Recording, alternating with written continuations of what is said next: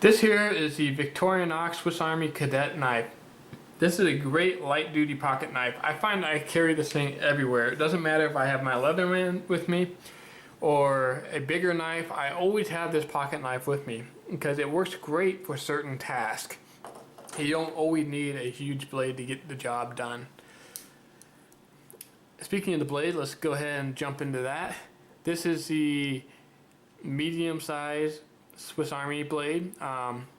It's a really good blade. It's relatively thin, so it does a good job slicing tough materials like plastic or thick cardboard, stuff like that, because it doesn't have to push as much material to the side. It just slices right through it like a razor.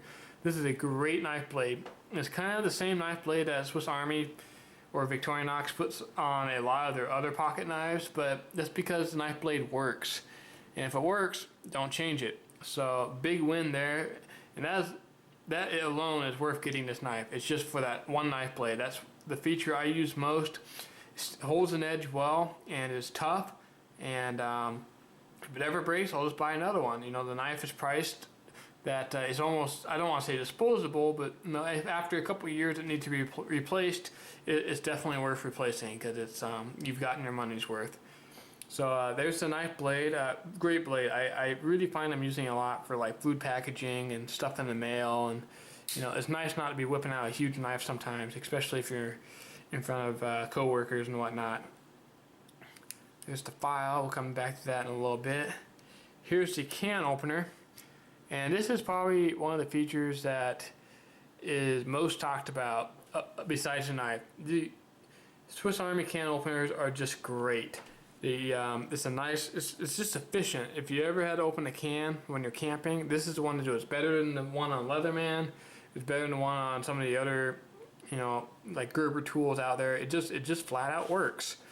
And then you get this miniature Phillips head or flathead screwdriver, and well, it's also a Phillips. I'm going to get to that, but the flathead screwdriver is great. It's not too big. It fits into just about everything, and I cannot say enough about how often I use that flathead screwdriver. It's really valuable.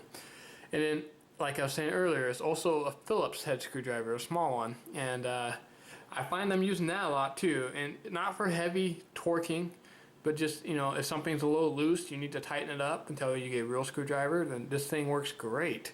So this can opener is well designed. It's my definitely the second most used tool on this pocket knife. And then we have the flathead screwdriver and bottle opener. This thing works good too. I use this thing quite a bit. And one of the things I use most about this is not the wire cutters, not the bottle opener, not even the flathead screwdriver. It's kind of that chisel effect. If you look here, it's kind of got a taper to the screwdriver there. And it works great for scraping stuff off. It's pointy enough that you can really get under something, pry it loose, and get it separated from the surface that you're trying to get separated from. I use this thing a lot. I beat on it.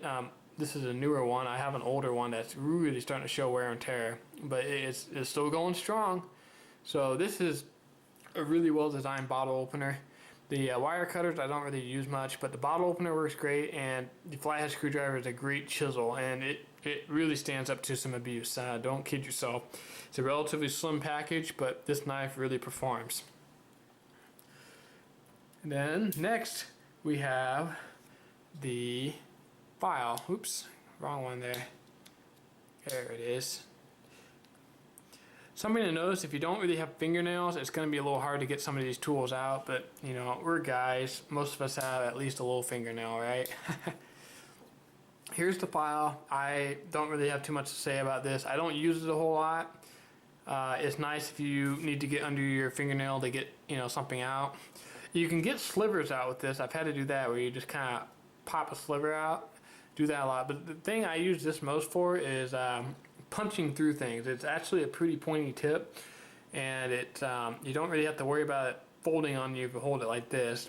So it works good as a bit of a punch. Maybe not as good as the awl on some of the other Swiss Army style knives, but it works good. And it's also a miniature Phillips screwdriver tip.